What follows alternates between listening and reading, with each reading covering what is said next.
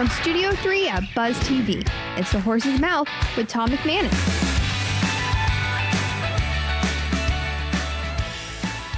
All right, welcome into another edition of The Horse's Mouth here at Tommy Mac's, of course, at my bar. People just sitting here telling their story. Always a great time. Brought to you by our good friends at Dasher and at Operation Barnabas. Dasher's here. Wally Conway is back. Coach Campo is here as well. And we got two great guests that we're going to talk a little business with along the way. Let's welcome in the panel. Chase Pfeifer, welcome back, my man. Good to see you. From Dasher, of course. What's the latest? When's the next combine for you guys? I got one coming up in Miami through Under Armour. All right. So that's March 2nd, but we have a handful of other ones between now and then. That's just the one that we're probably heading out to. How often are you guys looking at innovation with the technology? Like what's the next thing coming? Constantly. So we're always working on new features to our app, to the hardware, what have you. So we expect to have new additions to lasers every few years. And then when it comes to app updates, probably about every 3 to 6 months. Talk about accountability. Get time by the lasers. That'll give you real time. That's for sure. Yes, Great sir. to have you back on the show. Brian Shell is here. Go Pull It. Yes, sir. See, tell us what you're into. Sure. Brian. So we are an end-of-life auto recycler, and I like to say when you can't sell it on Craigslist, I'm the guy that's going to buy it. We buy cars at the end of their useful life, sell parts, and recycle the valuable commodities that are left over in an environmentally friendly way. You told me off air, so your junkyard, say here in Jacksonville, you pay a little fee, you get to go in, bring your tools, take whatever you need, and then we sell it to you. That's right. We're a great alternative to a lot of the, other part stores. A lot of times older cars, sometimes you can't even find, parts for them. And so we're a good source of that, and obviously at a much better price point than what you pay at a traditional retailer. At the end of life, how much is salvageable, would you say? So it depends on what it is, because it is based off of weight and some parts value. So a pickup truck, for example, may be worth $800 to $1,000. Old 95, Honda Accord may be $300. So it just kind of depends on the car. Okay, cool. That's a cool business. Great to have you. Thank you. On the show, Chris Lefebvre is here, CRC. Good to see you, Did I get that right? You got it. All right, man. Great to have you. Good to see you again. What's happening with CRC? Yeah, so we just started a new business unit focused on sports marketing. I'm heavily involved in NIL, right? And we kind of stumbled into it, to be honest, Tom. We started with disruptive industries, so utilities, financial services, pharma, right? Anywhere where the government intercession and technology was really creating change. Likewise, we found ourselves working with a lot of folks in the sports industry because there's so much disruption going on with the portal, with NIL, right? It's changing, and now it's starting to even eke its way into the high school world.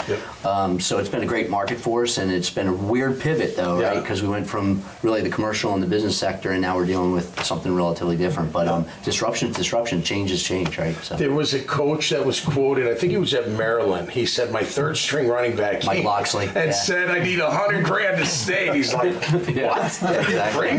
But the problem is he can go play, he can go start somewhere else, and he's getting $100,000 somewhere, right? It's a challenge. I was talking to one of the guys at Penn State last week, and he was saying that I asked him how to change. He said, well, now I have a recruiting staff of 15 or 20 because they've got to recruit high school kids, they got to recruit the portal, and they have to re-recruit their own roster, right? So their job has grown triple-fold. You need a new staff for that right? For just handling all that. 100%. And the investment these schools are having to make is incredible. Yeah. Are they going to get some regulations on it? Yeah, I think so. It's the Wild Wild West right now. It is. And what you're seeing, the NCAA kind of threw up their hands, right? But what you're starting to see is the pivot now where there's so much pushback that they're going to start boxing it in. And they're going to probably start on the demand side is the way to best control it, I think. But it's going to be interesting 5 years. There's a lot of books going to be written about this. Yeah, no doubt. Well, great to have you on the show. That's fascinating. Wally Conway, how are you? Welcome back. Coach Campo. Hey. Good to see my friends here at the bar. Absolutely. Pretty cool businesses right now. Yeah, absolutely. That's the great thing about the show. It's diversity, and it's great to be here. Can you imagine at college, you have to have a staff that handles how to keep your current players with the right amount of money to keep them there. It blows your mind. Obviously, there's big time change, and I used to say, and I look at a head coach, for example, at any level as a CEO, right? I didn't like it as much as I liked being hands-on, but I used to say that head coaches make too much money because the assistants are the guys that do the work, and his job is to find those guys that can do the work. Yep. Well, now with NIL and portal, college coaches, they don't make enough money. Right. That's an unbelievably hard job. Now, not only do they have to do what we're talking about, Chris, but how do you build a team when you don't know if a guy's going to be there for 1 year, You're 2 rebuilding years, every 3 year. years? I mean, it's just a really difficult job. Now, we all think we can get it done as coaches. When you go in, but it's a hard job right now.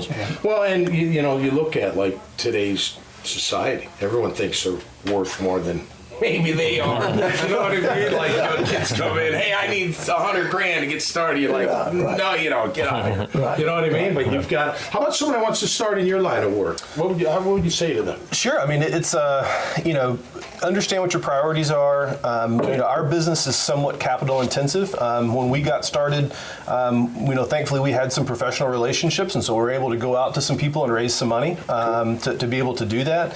But you have to have a business plan. I mean, it doesn't matter what you're starting, especially an entrepreneur. If you go into it blind, it's a recipe for disaster. And there's so many things that you'll learn that you can't plan for. So make sure you plan for all the things that you can. Yeah, I've heard a lot of times here on this show, and we've witnessed it. Know your exit. Yes. Know your exit. Like right when you start planning, think of what your exit may be. Is that good advice? Yeah, absolutely. I mean, we started Dasher about 7 years ago, and just out of the garage, trying to figure it all out. But through the state of Nebraska, they offered this prototype grant to get up and going, and that's kind of what forced us to, hey, in order to apply for that, we need a business plan. We need to have all our eggs in the basket there to really get you moving out the door. So definitely learned a lot through that. You know what? I love that you hold people accountable with that, right? Because I was like 6'3", ran a 4.8 coming out of high school. I was never 6'3", and I didn't run a 4.8 coming out of high school.